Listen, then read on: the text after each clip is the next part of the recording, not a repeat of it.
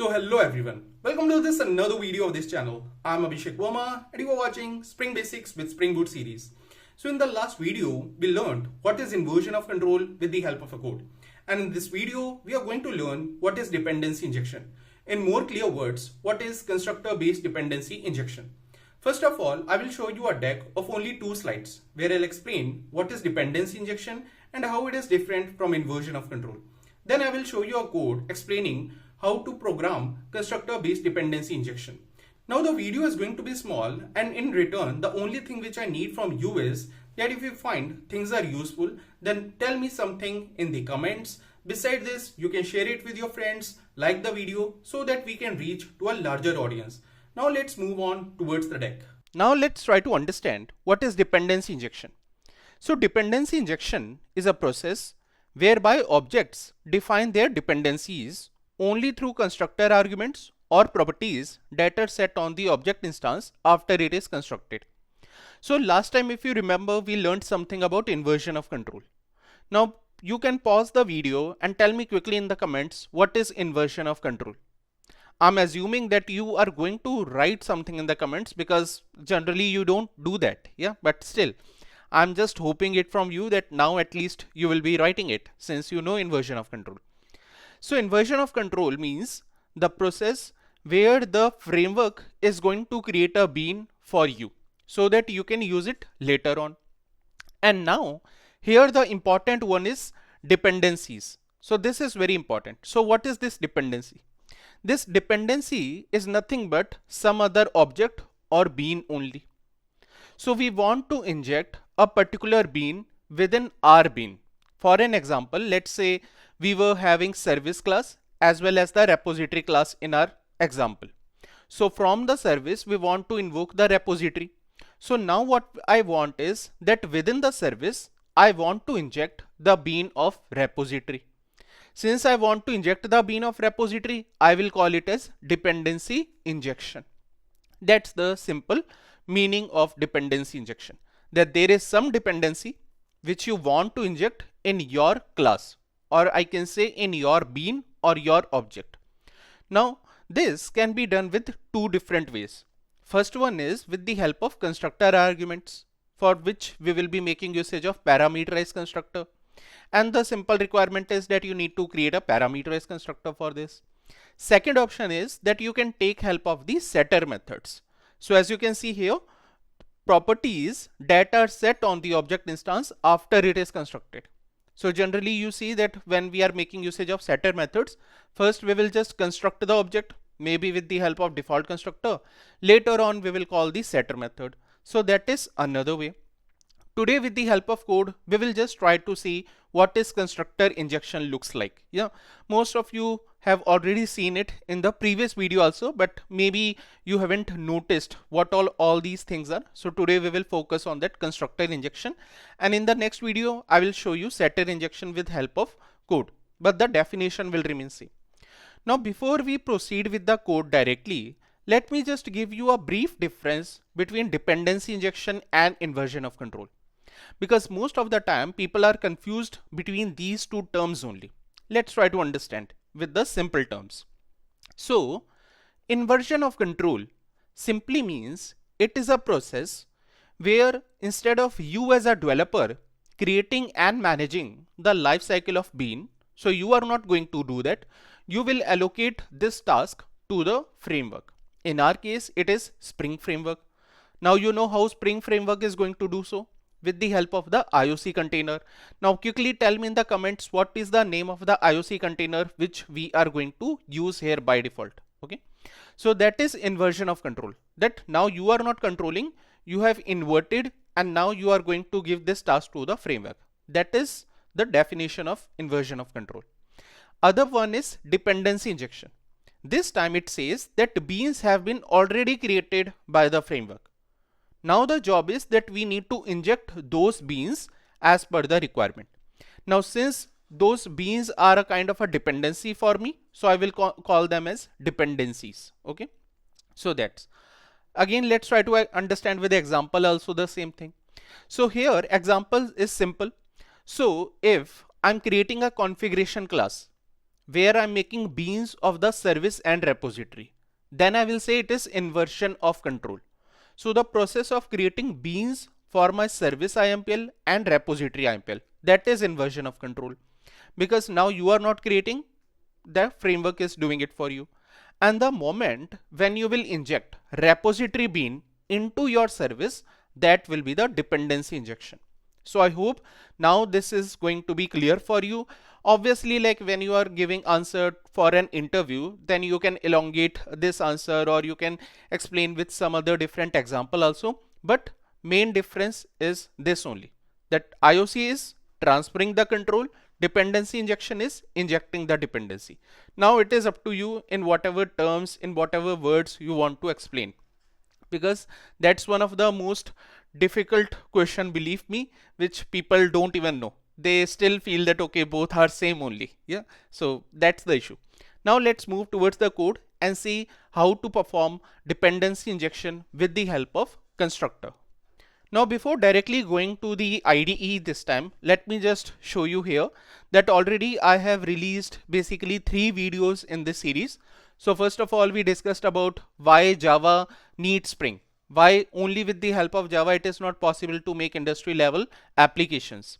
Then we discussed about inversion of control in theory, and then we discussed what is inversion of control with the help of practical example. So each and everything has been explained in detail, and we are on the right track, guys. So believe me, if you want to learn Spring Boot from scratch, this is the right platform for you. I'm trying that every week I will try to release at least 2 videos. Earlier I was thinking for 1 video.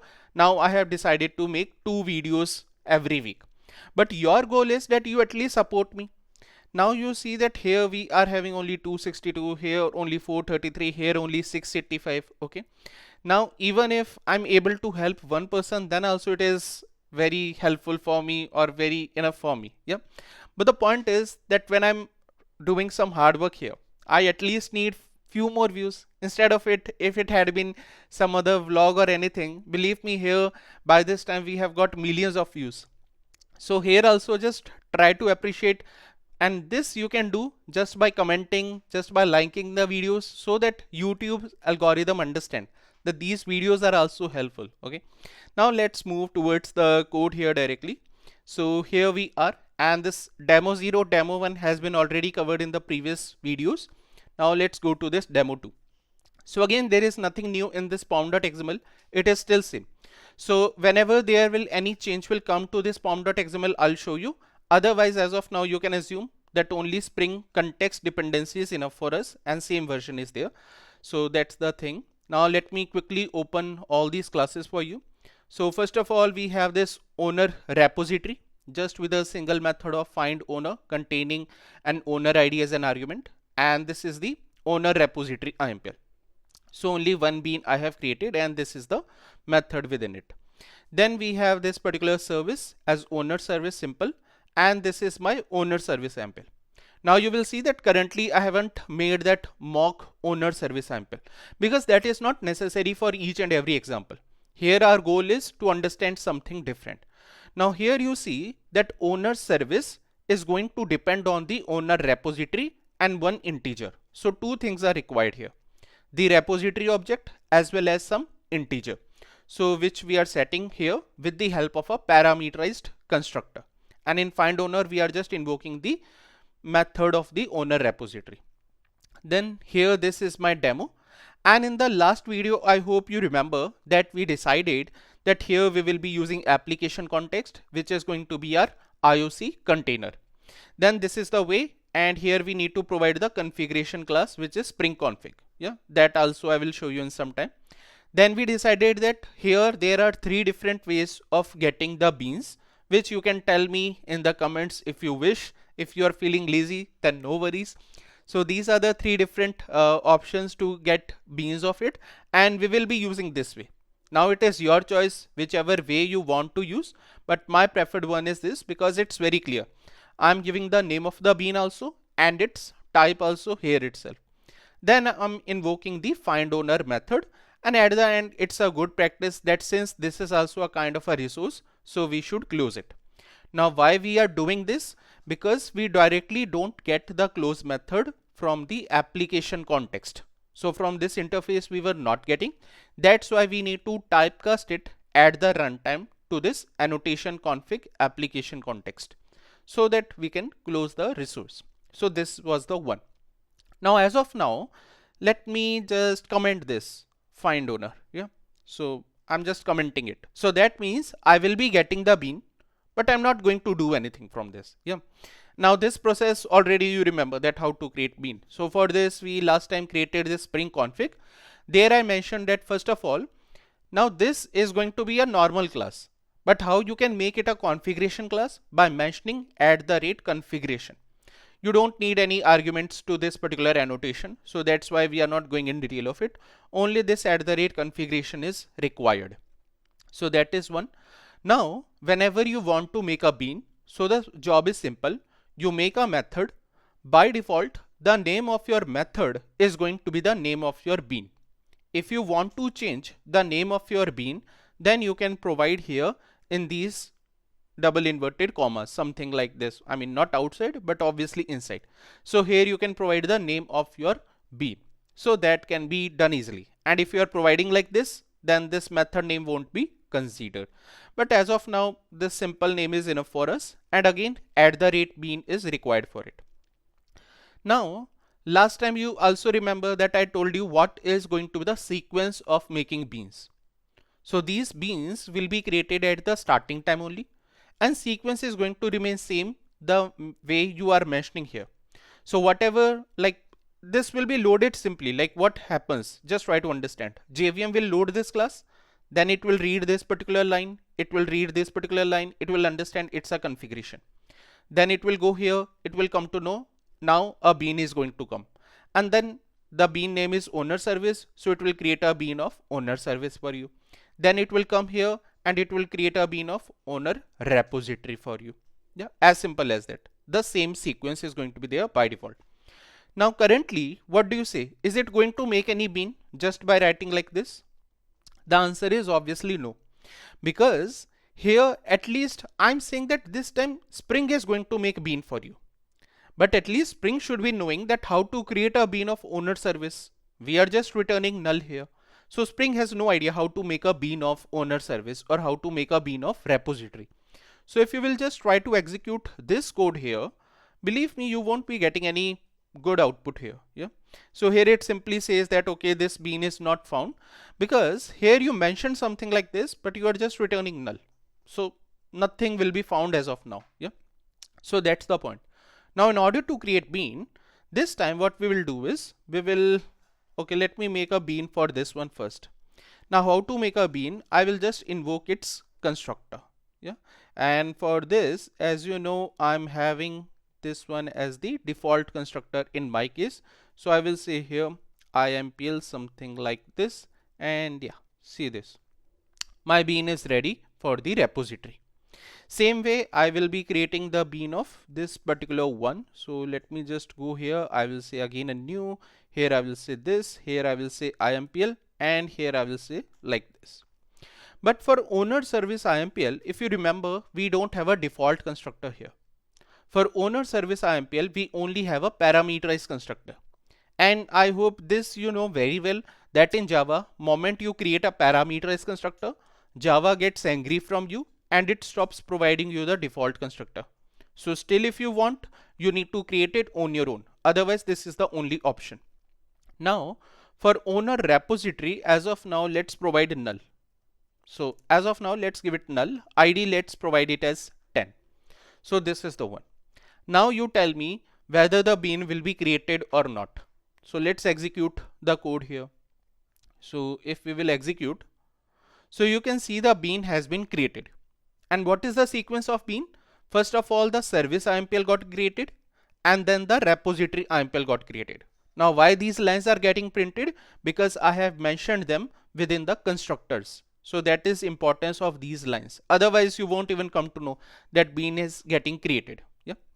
Now since we didn't invoke anything, so this time let me invoke it. So now if I do the same thing again, so you can see that beans are still getting created here. So first service, then repository. Now what it did, that you invoked the service here, it came here, then it tried to invoke the find owner. So it went here. Now within this it tried to invoke the owner repository. But what was provided? You just said null. So you were able to create bean of service, but owner repository you gave as null. Now this time owner repository was a dependency. So since it was a dependency of owner service, you need to inject the dependency. Now how can we inject this dependency here?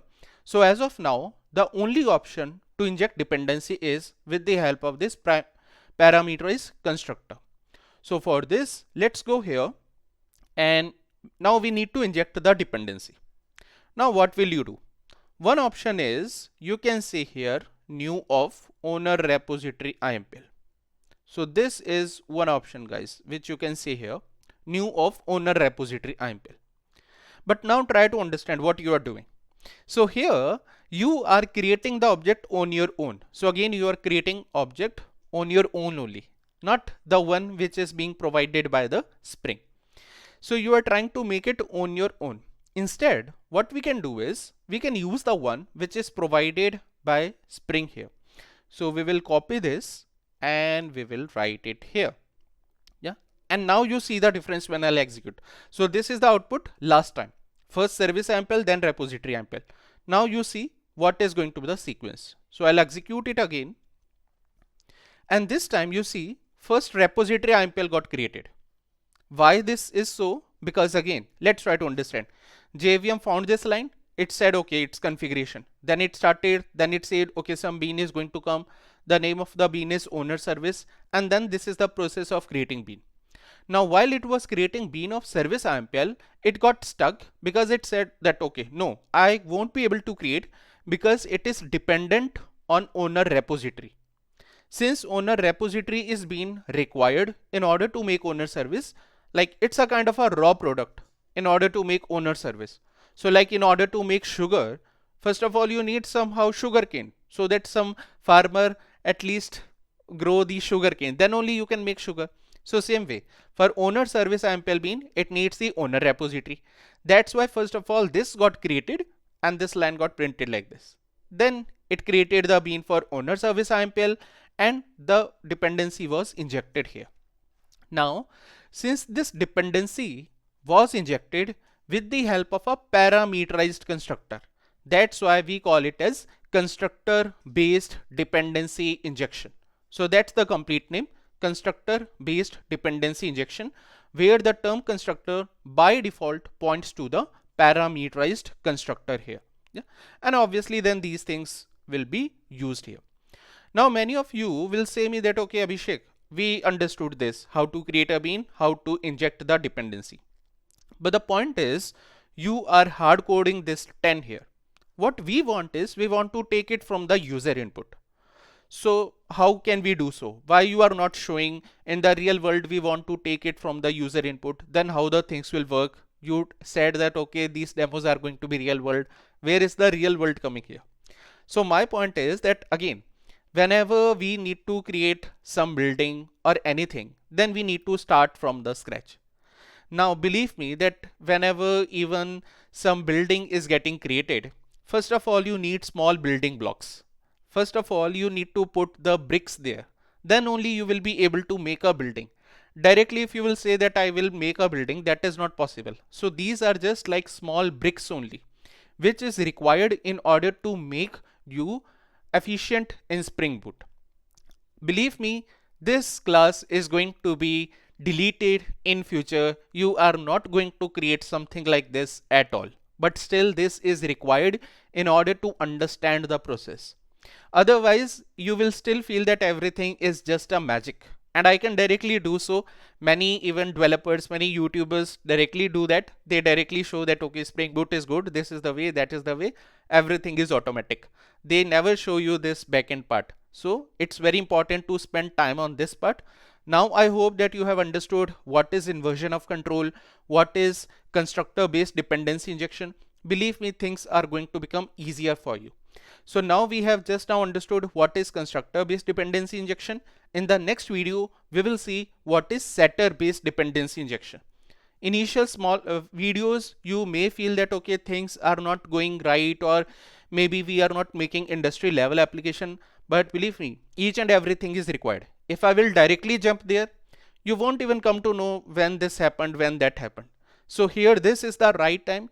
You have time. Try to devote more time on videos. Watch them once, watch them twice. Try to make your own code also. Try to download this, then make your own code. Suggest to your friends, study in group, so that I can also get more views. Obviously, you should watch on different devices then. Yeah. So that's it, and see you in the next video. Bye bye.